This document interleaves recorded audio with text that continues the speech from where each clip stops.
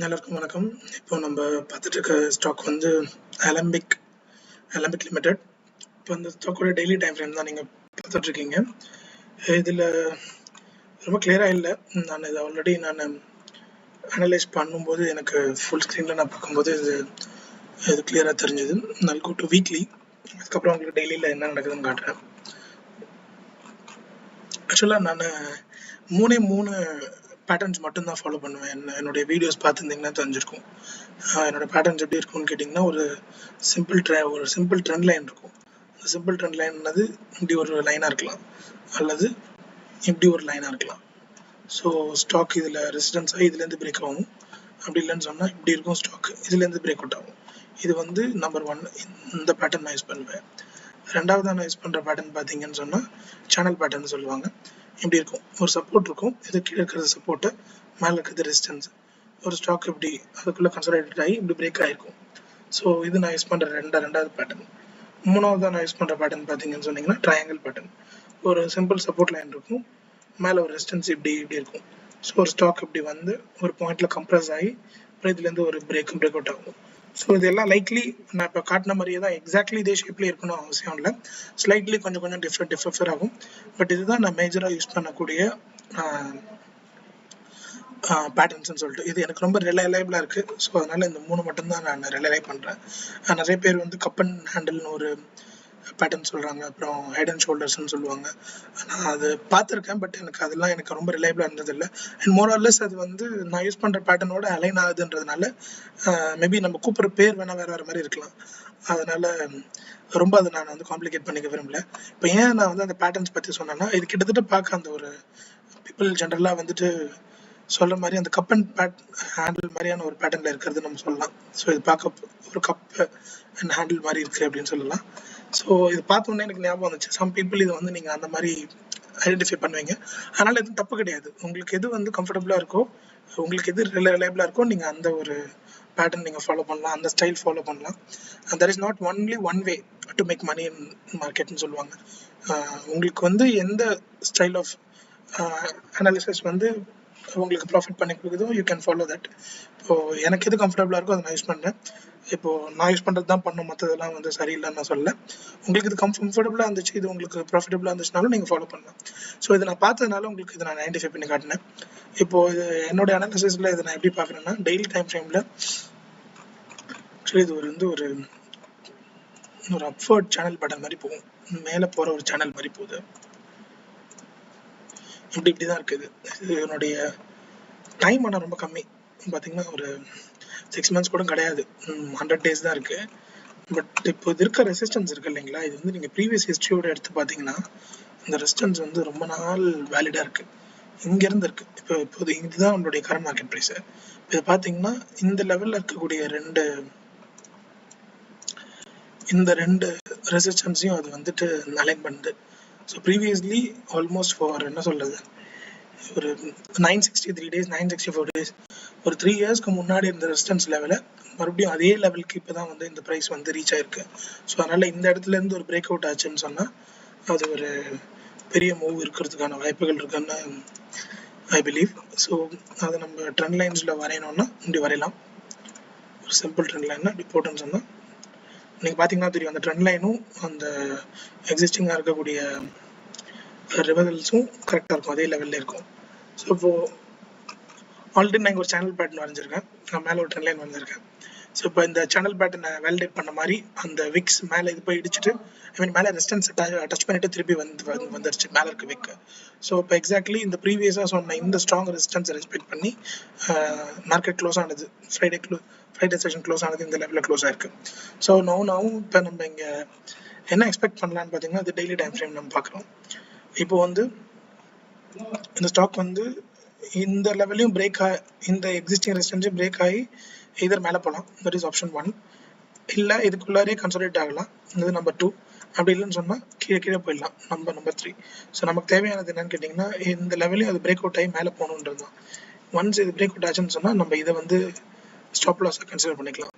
இப்போது எக்ஸிஸ்டிங்காக இந்த இருக்கக்கூடிய கேண்டலோட ஸ்டாப் லாஸாக கன்சிடர் பண்ணின்னு தென் we can try to enter here.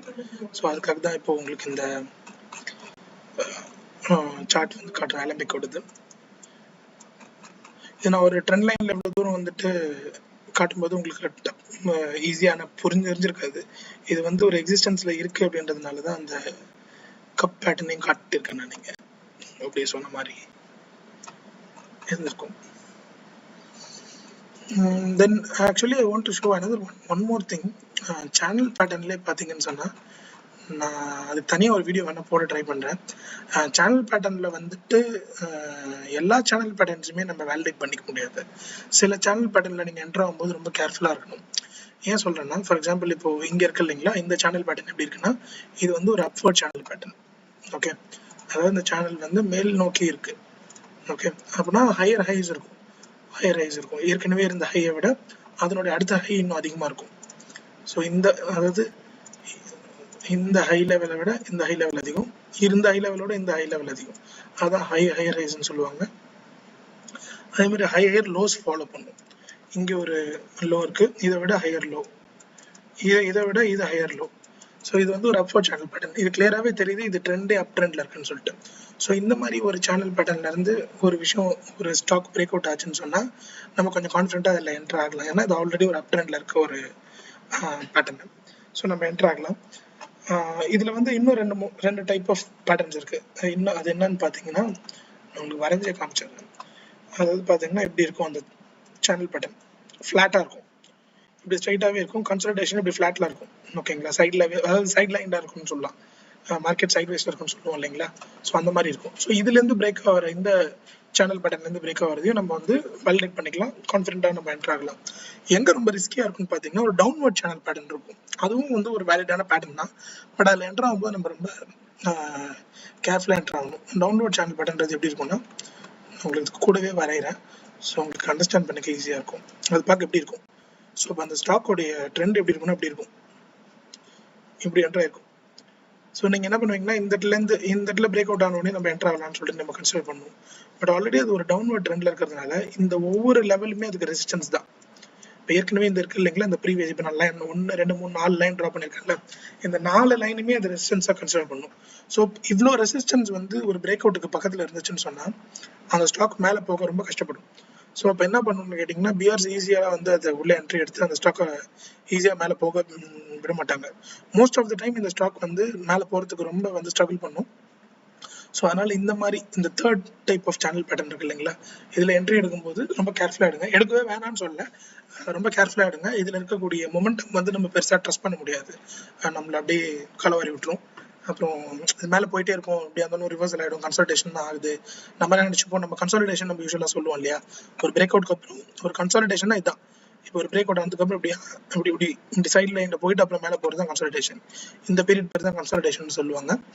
இதுதான் நடந்துட்டு இருக்கு நம்ம நினச்சிட்டு இருப்போம். கடைசியில் பார்த்தீங்கன்னா டக்குன்னு அது கீழே போயிட்டு இந்த சேனலுக்குள்ளாரே போயிட்டு திருப்பி என்ன பண்ணணும்னா இந்த ட்ரெண்டை ஃபாலோ பண்ண ஆரம்பிச்சிடும்.